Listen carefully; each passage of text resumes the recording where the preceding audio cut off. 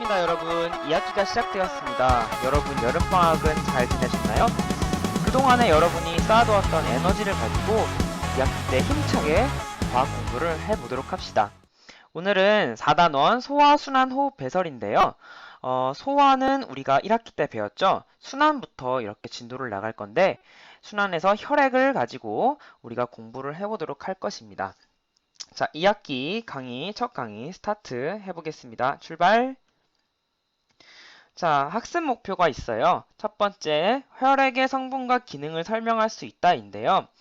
앞으로는 학습 목표를 더욱 강조할 생각입니다. 그 이유는 여러분이 시험에 뭐가 나올까라고 생각했을 때 가장 먼저 학습 목표를 생각하면 혈액의 성분과 기능에 대해서 시험 문제가 나오겠구나 이렇게 평가와 관련 있도록 이렇게 학습 목표를 선생님이 강조를 할 거고요. 두 번째는 여러분이 학습을 잘했으면 과연 이 목표에 비추어서 과연 학습 목표에 잘 도달했는지를 체크해 보기 위해서 학습 목표를 강조를 할 겁니다. 수업 전이나 후에 꼭 이 여러분이 학습 목표에 잘 도달했는지를 체크하는 그런 시간을 가지려고 노력을 할 거예요. 그리고 앞으로 이 강의를 디딤 영상 또는 디딤 강의라고 선생님이 이름을 부를 건데 디딤 영상과 디딤 강의를 가지고 여러분이 이 강의를 디뎌서 여러분이 수업 때 더 잘 참여할 수 있도록 그리고 수업에 이 개념을 잘 활용할 수 있도록 그렇게 수업을 진행할 생각입니다. 그래서 여러분이 이 강의를 보고 오지 않으면 수업을 아마 따라오기가 힘들 수도 있어요. 그러니까 이 디딤 강의를 여러분이 꼭 보고서 수업에 임할 수 있도록 그렇게 합시다. 자, 이제 본격적으로 혈액의 성분과 기능에 대해서 우리가 알아볼 건데요. 자, 여기에 이제 시험관에 노란색 액체와 빨간색 액체가 이렇게 담겨 있는데요. 여러분, 혈액 검사 해보셨나요? 병원에 가면은 주사기로 혈액을 뽑아본 사람이 아마 있을 거예요. 그 혈액을 가지고 이런 시험관에다가 딱 넣어놨다고 생각을 해봅시다. 그리고서 오랫동안 방치해 두거나 아니면 원심 분리기 같은 것으로 쭉 이렇게 빠르게 돌렸다고 생각을 해보면 위에 이렇게 노란색 성분과 아래에 빨간색 성분으로 이렇게 나뉩니다. 노란색 성분의 이름을 뭐라고 하냐면 혈장이라고 해요. 혈장. 그리고 이 빨간색 성분의 이름을 뭐라고 하냐면 혈구라고 합니다. 그래서 이 혈액은 크게 혈장과 혈구로 나눌 수 있다. 약혈장은 55%, 혈구는 45%가 혈액을 차지하고 있습니다. 자, 혈장에서 가장 많이 차지하는 성분이 바로 이 물이고요. 자, 기타에는 뭐가 있냐? 기타에는 영양소가 있고요. 그리고 노폐물이 있습니다. 자, 이 기타는 혈장에 하는 역할, 기능과 관련이 아주 깊은데요. 영양소와 노폐물이 기타를 차지하고 있죠. 즉, 영양소와 노폐물을 운반하는 작용을 합니다. 그래서 이 혈장에 영양소와 노폐물이 녹아서 운반을 하게 돼요. 꼭 기억해 두세요. 자, 그 다음에 우리 혈구를 봅시다. 혈구에 가장 많이 차지하고 있는 게 적혈구고 나머지 백혈구와 혈소판이라는 것이 이렇게 차지를 하고 있는데 자, 혈구에 대해서는 뒤로 가서 자세히 배우도록 합시다. 자, 혈구 넘어가 보도록 합시다. 자, 혈액의 기능 중에서 이제 혈구가 가장 중요하다고 어떻게 볼 수 있는데요. 자, 이 혈구, 세 가지 혈구에 대해서 우리가 살펴보도록 합시다. 자, 가장 먼저 적혈구예요. 이렇게 동그랗게 생겨서 이렇게 원반 모양을 가지고 있는 혈구를 적혈구라고 하는데, 뭐예요? 붉은 혈구라는 거죠. 그래서 이 붉은 혈구는 어떤 기능을 하냐면, 자, 여기가 산소를 운반을 해요.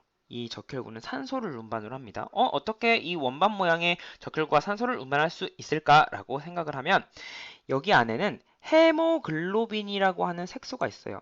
헤모글로빈이라고 하는 색소가 있는데 이렇게 생각하면 좀 편할 것 같아요. 적혈구가 이렇게 동그랗게 있으면 헤모글로빈이 이렇게 있어요. 색소가 이렇게 자리를 차지하고 있습니다. 자, 이 색소는 약 100만 개가 있습니다. 헤모글로빈이 약 100만 개가, 적혈구 하나에 헤모글로빈 약 100만 개가 있는데, 자, 이 헤모글로빈 안에서 무슨 역할을 하냐? 헤모글로빈이 마치 산소가 들어올 수 있는 공간을 이렇게 만들어줍니다. 그래서 산소는 O2라고 이렇게 쓸게요. 산소 O2. 그래서 마치 적혈구가 큰 버스면은 헤모글로빈은 좌석이라고 할 수 있어요. 뭐가 와서 앉냐? 산소가 와서 앉았다가 나갔다가 앉았다가 나갔다가 하는 그런 좌석이라고 할 수 있습니다. 그래서 산소를 운반하는 기능을 가지고 있습니다. 자, 그 다음에 혈소판을 봅시다. 혈소판을 보기 전에 백혈구부터 볼게요. 자, 백혈구는 이렇게 뭐같이 생겼어요. 성게같이 이렇게 까실까실 이렇게 나와 있는데 실제로 보면은 모양이 굉장히 불규칙적입니다. 이 백혈구가 하는 역할은 뭐냐면 병원균으로부터 몸을 보호하는 역할을 해요. 그래서 침입자다. 세균이 들어왔다. 그러면 세균을 잡아 먹여 치우는 역할을 합니다. 그 역할의 이름을 먹을 세균. 그래서 식균 작용이라고 합니다. 그래서 백혈구 하면은 세균을 잡아 먹어 치우는 식균 작용을 하는구나 라고 여러분이 생각을 하면 되겠습니다. 그 다음에 마지막으로 이렇게 작은 조각이 있죠? 여기서 세 개의 혈구 중에서 가장 작은 혈소판이 있어요. 혈소판은 혈액을 응고시켜서 출혈을 막는 그런 역할을 합니다. 이 혈소판이 어떻게 작용을 하냐면요. 희생을 합니다. 무슨 말이냐면 상처가 났어요. 그럼 상처 부위에 피가 나잖아요. 출혈이 있습니다. 그러면 그쪽에 가서 야 상처가 났다 하고 몰려갑니다. 혈소판이. 혈소판이 몰려가서 스스로 터집니다. 터져서 거기 자기 안에 있는 혈액 응고 물질을 이렇게 뿌리게 돼요. 그래서 혈액을 응고시키는 작용을 합니다. 그래서 혈소판의 역할은 혈액을 응고시키는 역할을 합니다. 라고 생각하면 됩니다. 이 세 가지 이 혈구의 차이점을 여러분이 알고 있어야 되는데요. 하나는 뭐냐면 적혈구는 자 여기다 쓸게요. 자 이게 빨간색으로 한번 써볼게요. 적혈구는